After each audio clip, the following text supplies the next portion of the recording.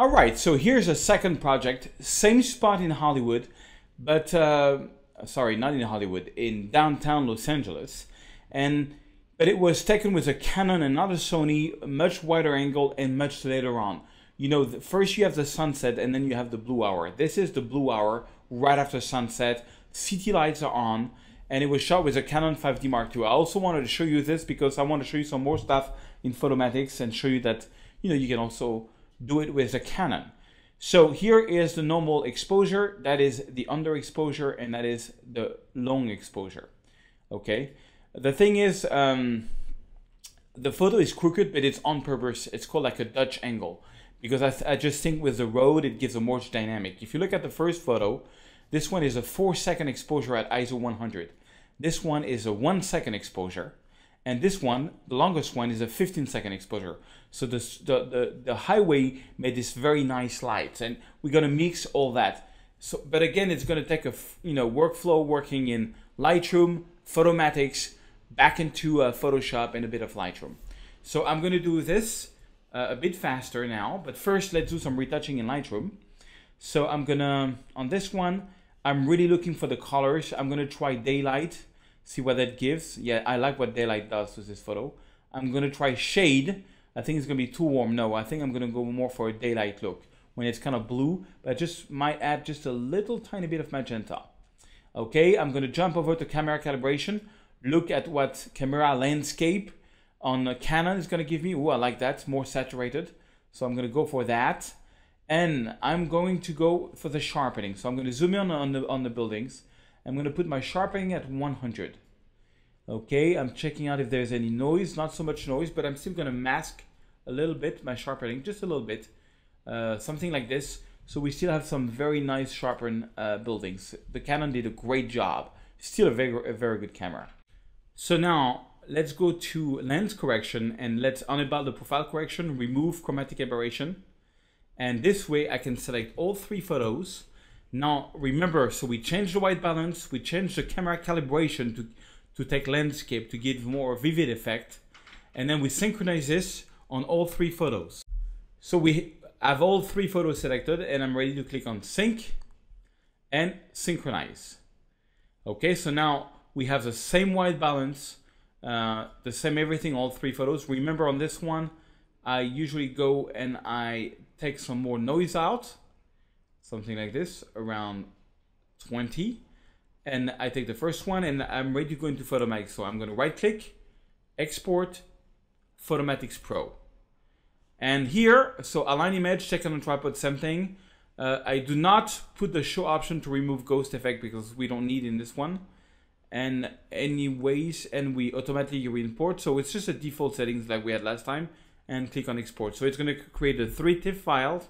And I'm going to put on pause until Photomatics is open. We are in Photomatics, and by default what it did is that it did the same setting that I did for last photo. Remember also I created a preset called Photo Search Classic, so that's what it is basically. But let me just redo it for you, and I want to show you something else about Photomatics. So I'm going to click on Method Default. So that's the basic settings for tone mapping with detail enhancer.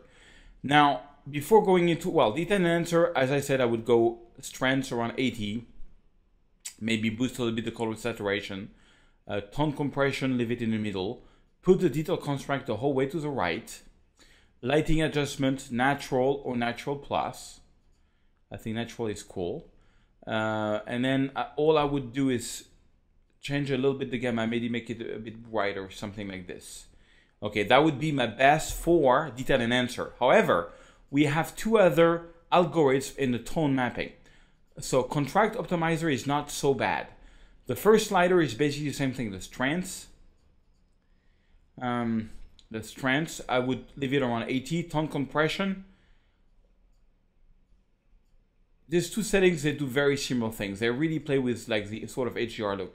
So this one, I usually play around with strengths and I leave tone compression around the middle. Lighting effect, to the left and to the right, we have basically more details in the shadows and the highlights. So I'm going to leave it to 100. White, black clip, I don't change. Midtones, maybe change a little bit. and color saturation, I don't change. So now you can just go here, detail enhancer or contrast optimizer, and see which one you like the best. Contrast optimizer usually gives you a more, how do you say, natural result. Let me click here. You can click here to look how it's gonna look at 100%, and jump over into detail enhancer and see how it's gonna look at 100%. It's just a little loop. And they have one more, tone compressor. Now tone compressor I never use, I don't like it so much. So you have brightness, okay, brightness, whatever. So you can make the photo brighter. Tonal range compression, okay. I mean, what they do, these sliders is pretty strong, so I never use this one. Contrast adaptation. There's basically different ways to do the same thing. White and black clips, color saturation, color temperature. So you have a lot less settings here. I don't know where they put this tone compressor. I don't think many people use it. So let me show you contrast optimizer and detail enhancer. But what you can do, so I always hesitate between detail enhancer and contrast optimizer. And the way I do it is I push to the limit my details enhancer. Like I put it how I like it, and then I look at the contrast optimizer and I see it's kind of more natural. It's kind of cool.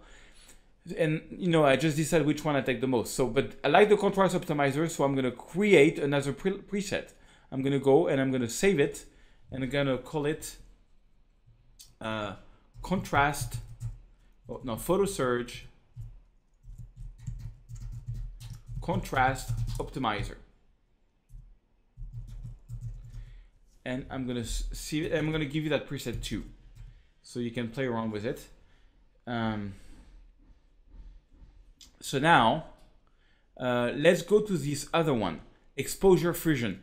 Now on exposure fusion, you got a lot of stuff, and I'm gonna look just at the first one, fusion natural. So same thing, strengths, maybe make this lower. Here it's gonna make it brighter. Here the photo is stronger. Brightness, I'm gonna lower the brightness, it's way too strong. Color saturation is way too strong on this one. Midtones, way too strong. Local contrast, kind of strong. Now, I don't know what, I actually use this option of exposure fusion on this one, on Fusion Real Estate, but I'll show this to you in a later video when we do some real estates. But that's a bit the idea. So we have to pick up what do you like the most between the tone mapping, detail enhancer, the tone mapping, contrast optimizer, or the exposure fusion, fusion natural. Different ways to do the same thing. This one seems to be a bit over the top for me. Maybe if I lower the strengths. I think I'm going to go to tone mapping. No, I'm going to take the detail enhancer.